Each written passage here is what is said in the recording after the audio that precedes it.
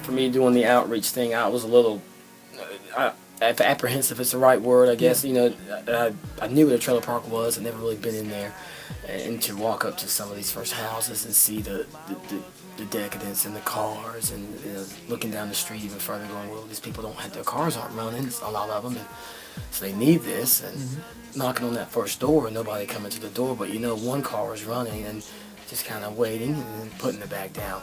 But for me at that moment was on my mind was my boys being with me, being so young, 11 and 12, and being good kids and good at heart, and always giving away snacks and drinks at home for people that they think need it, to really be in a situation where you can walk down the street and they can see, well, this house doesn't look like my house.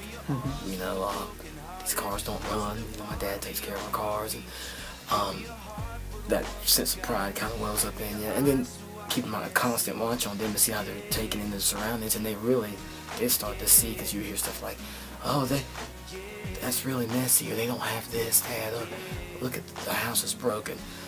For us, and as people started to come to the door, waking them up really early, and sometimes you didn't know what to expect, but when the grogginess would go away, oh, thank you very much. And there was one lady in particular that was very, very receiving, and even gave back, God bless you and these children, these people.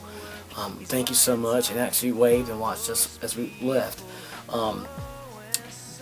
One thing for me was seeing how there were two sides of that place where we were. On one side, it seemed like none of the cars worked, almost like there was a hierarchy in this little trailer park. And to go to the other side, most of the cars were running and people were home and out, and I thought, it's just amazing. Even here, there are people who are worse off than the people that we thought as a whole might need help.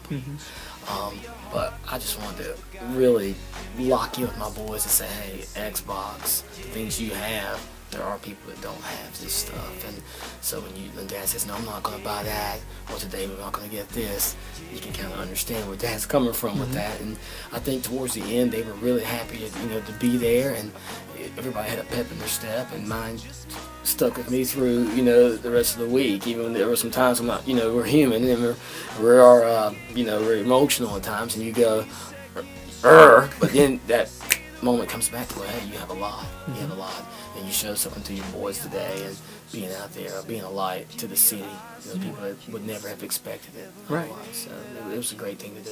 Awesome. Give me your love for humanity. Give me your arms for the broken hearted, the ones that are far beyond my reach.